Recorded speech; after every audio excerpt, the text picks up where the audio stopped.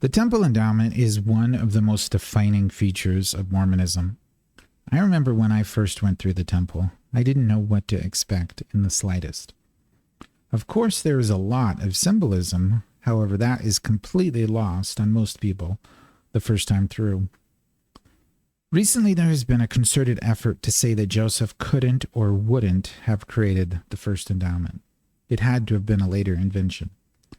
I believe Joseph did, in fact, administer the first endowments, however, maybe not for reasons we may initially think of. In looking at this subject, there is a lot of evidence that can go either way. There is also a lot of personal testimonies which all seem to be written several years after the fact. These are tempting to use, however, they are all inherently biased by the large separation between those that followed Brigham and those that didn't. Based on this, then they can certainly be supplemental evidences, but shouldn't be primary ones. In this analysis, I will only focus on contemporary evidence. However, of course, in making any kind of final decision, then we can include the supplemental testimonies personally. In researching church history, I am not sure why things have to be so complicated. If the church was started today, then we would have so much more information for future generations.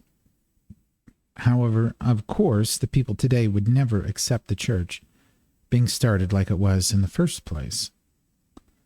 I think the future work of God will likely suffer from the same issues as Joseph faced. Most people believe in God, but very few actually believe God. If somebody said today that God visited them in a grove, then we would put them on medication and hide them away.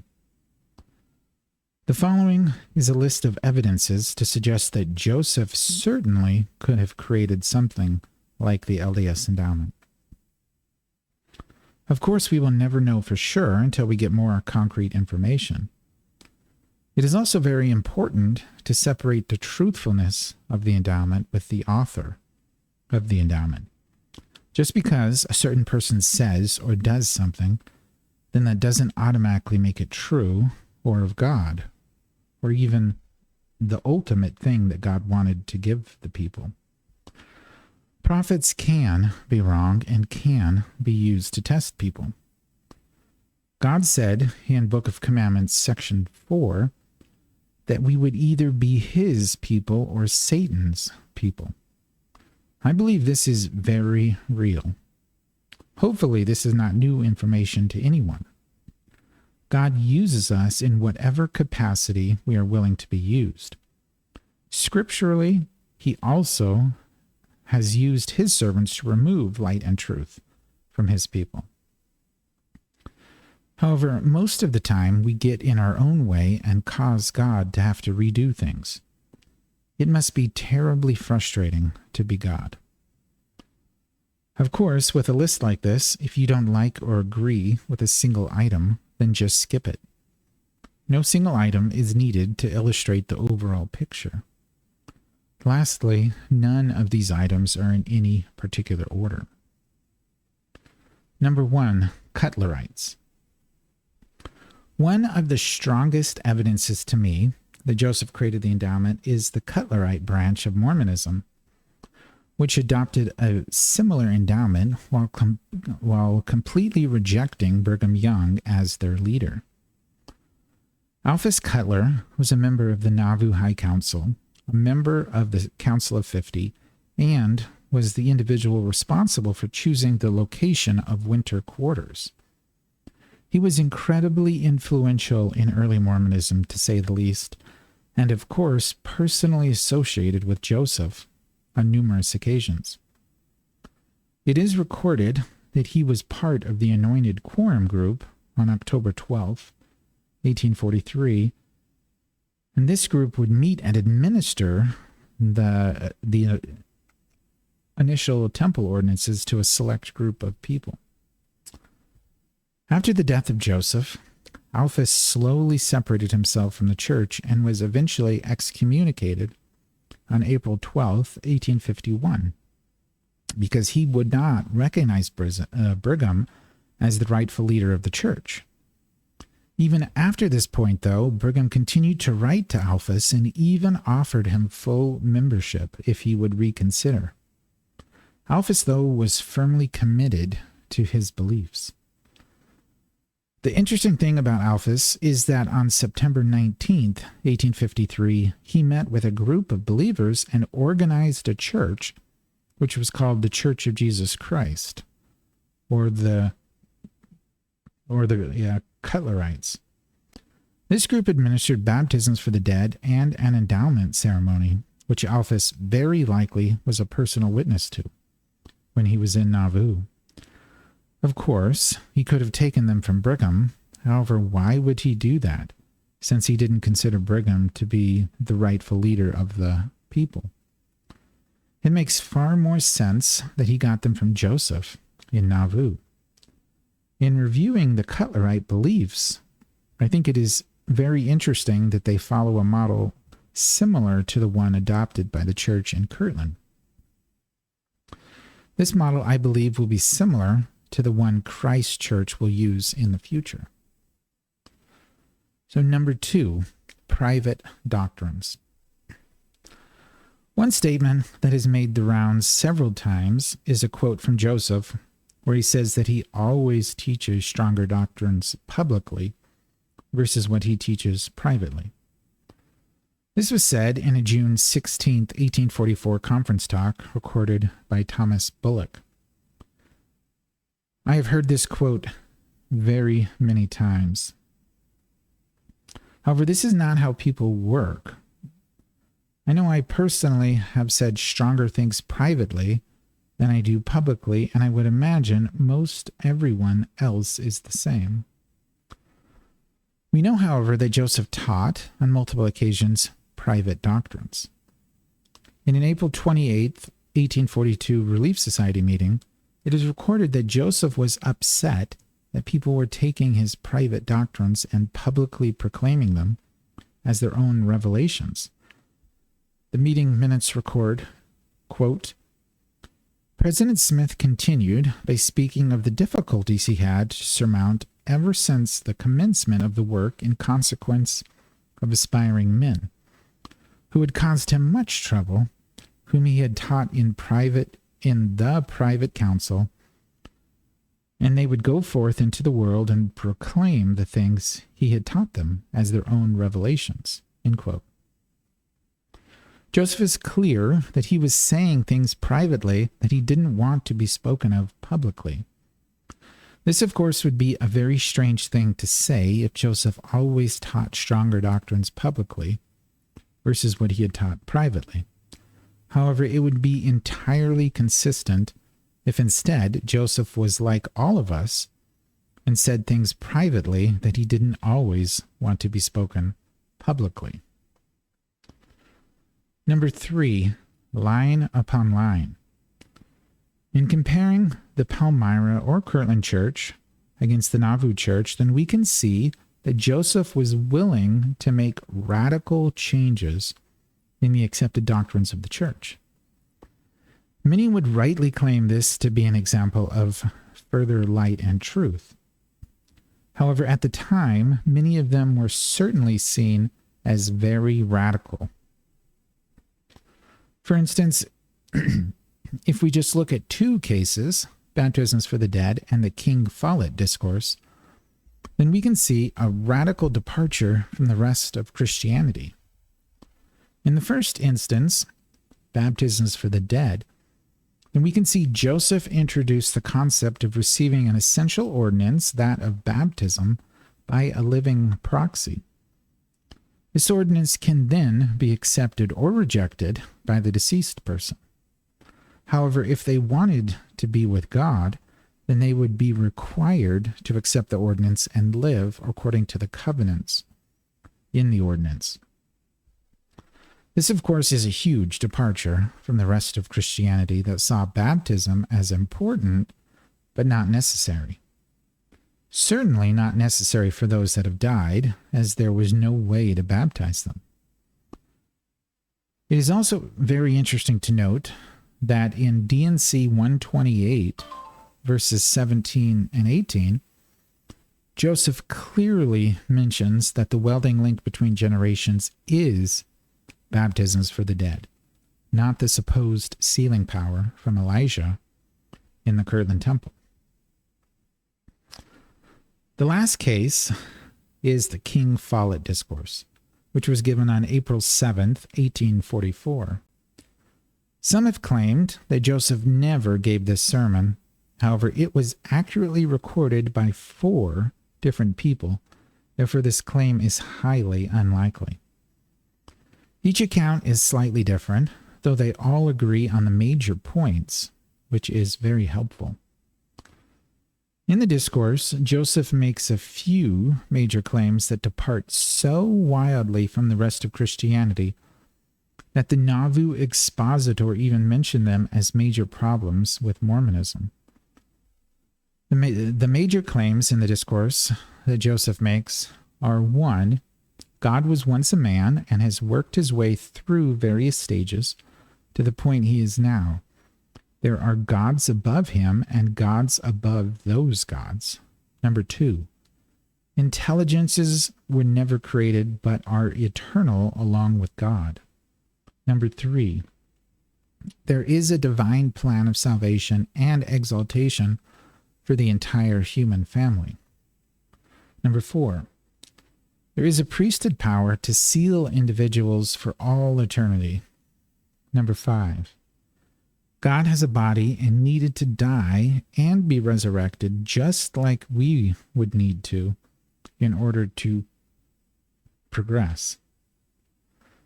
Each one of these points is a huge departure from the beliefs of his day.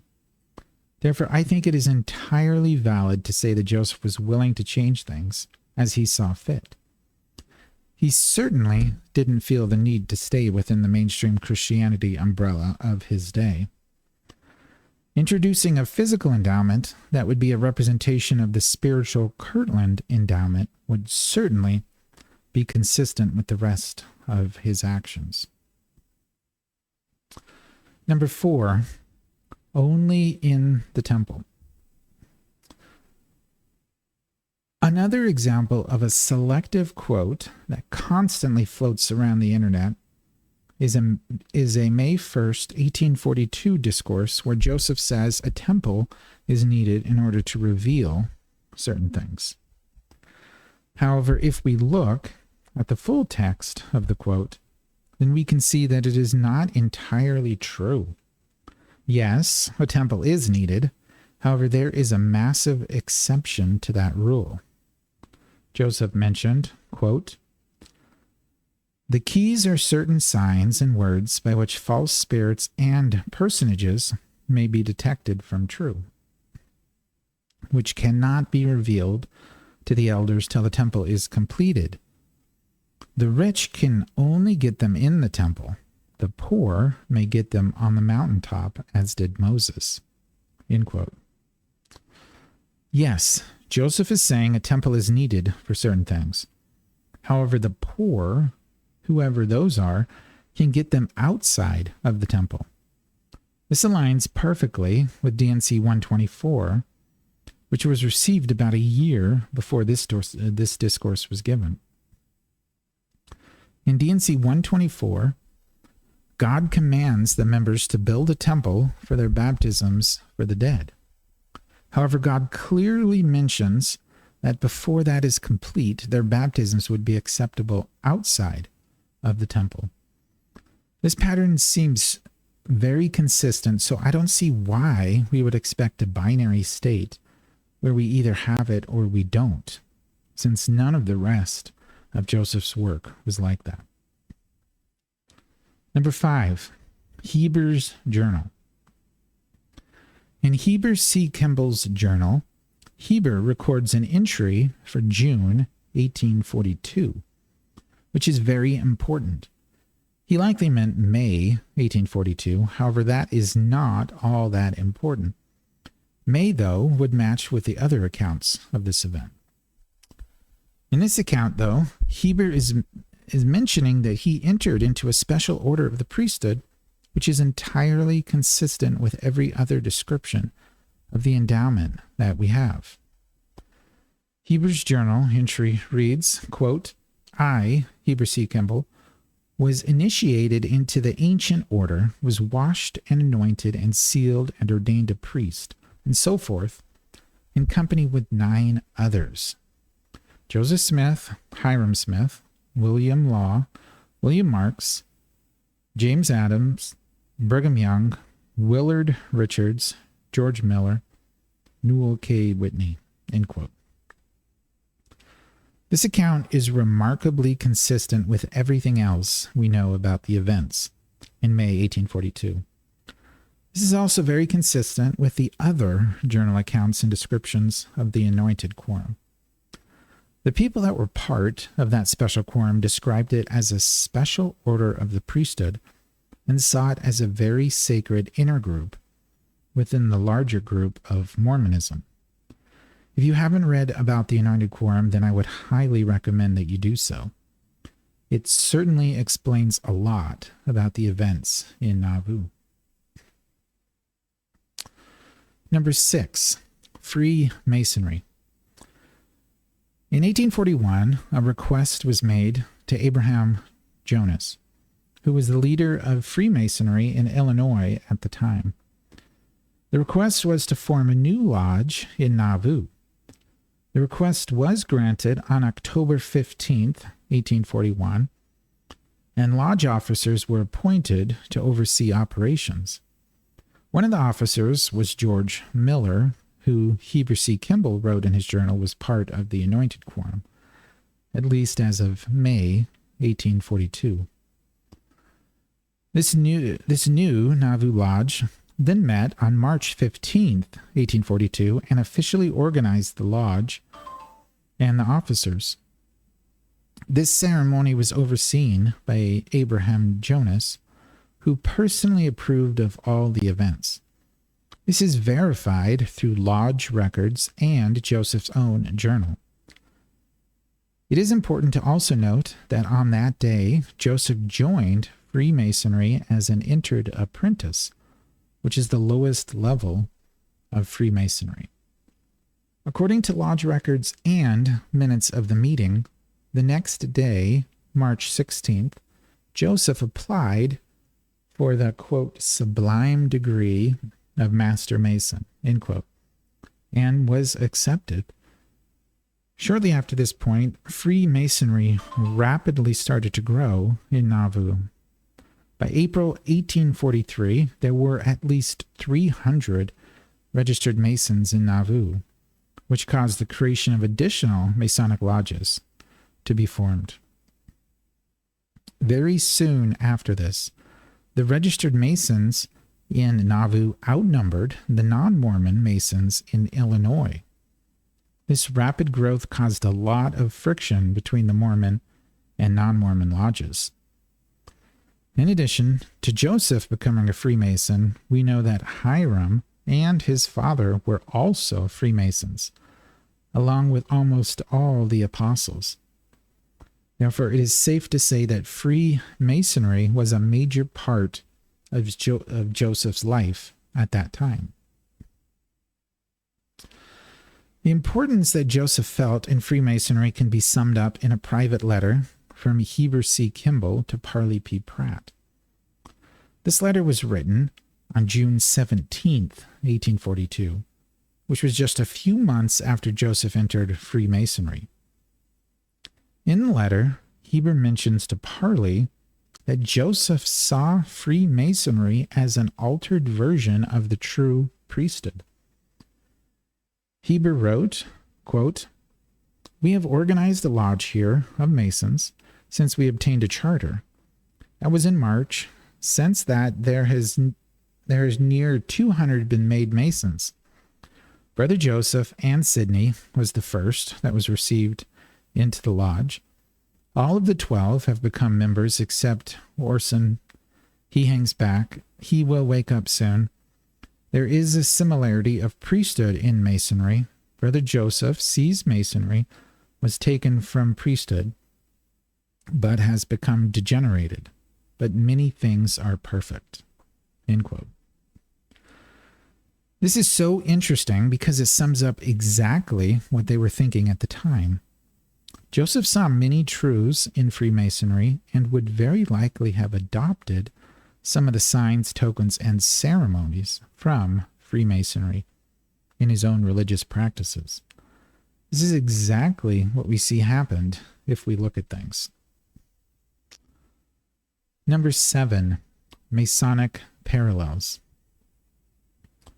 The LDS Temple Endowment itself has changed a lot over the years. However, the earliest accounts we have show a high amount of correlation between the endowment and Masonic rites. This certainly makes sense if Joseph felt that Freemasonry had roots in the true priesthood worship of God. It is important to note, though, that up until 1990, when the LDS endowment drastically changed, that the endowment ceremony itself contained some identical aspects to Freemasonry and other very similar components also. This is incredibly unlikely to be coincidental and would be far more likely to be intentional. If we compare the endowment and Freemasonry, then we can see these identical aspects. It is fair to say, though, that Freemasonry has much more complicated ceremonies than any specific account we have of the LDS Temple Endowment. They may have been much more similar in the past, though, since we know that the original endowment was an all-day ceremony.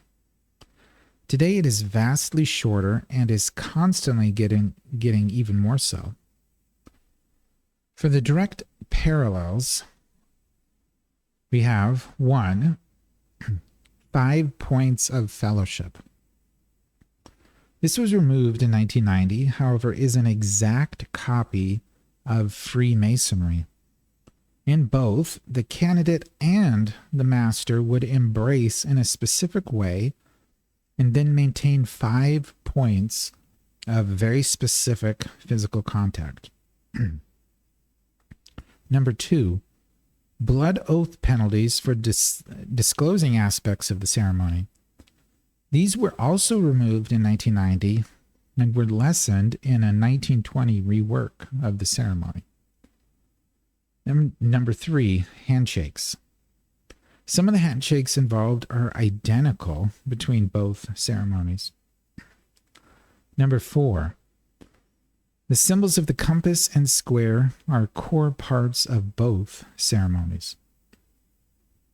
However, to be fair, those symbols do seem to be fundamental religious symbols from multiple different cultures and practices. Number 5, phraseology. Phrases such as, quote, has it a name, end quote, or 3 distinct knocks are shared between both ceremonies. The ceremonies also share many other ritual similarities which are not direct equivalents but are highly related. 1, giving the candidate signs, tokens, and key words. 2, making oaths with associated penalties. 3, knocking 3 times at an entrance. 4, receiving a new name. 5, acting out a ritualistic drama. 6, passing from room to room depending on ceremony. This has been phased out over time in the LDS temples. I think Salt Lake City was the last one that did a ceremony like that. Number 7, wearing an apron. 8, altering of clothing as the ceremony progresses. 9, passing through a veil. As mentioned, the ceremonies are very similar in many ways, however, they can't at all be described as exact copies. It is evident to me that Joseph used the parts of Freemasonry that he liked and essentially developed his own version of the ceremonies. Based on our current information, it is impossible to tell if Freemasonry is, in fact, a perverted form of priesthood. However, it seems Joseph certainly felt it was. Just to make it easier to consider this information in its entirety, I feel it is best to conclude here. I would encourage you to consider the rest of the evidences, as it helps to understand the possible thoughts and motivations of Joseph and the church at the time. Many feel that because they disagree with some aspects of the endowment, then it can't possibly be from Joseph. However, I believe this approach to truth is very limiting. I don't claim to think that the search for truth is easy or black and white. It frankly has been rather difficult. I do think, though, that as we truly embrace what we think of as truth, whether right or wrong, then God will guide us. God understands that we are wrong almost all the time. However, God wants us to be willing to be guided by Him, and we inevitably stumble on the journey back home. As always, thanks for figuring things out with me.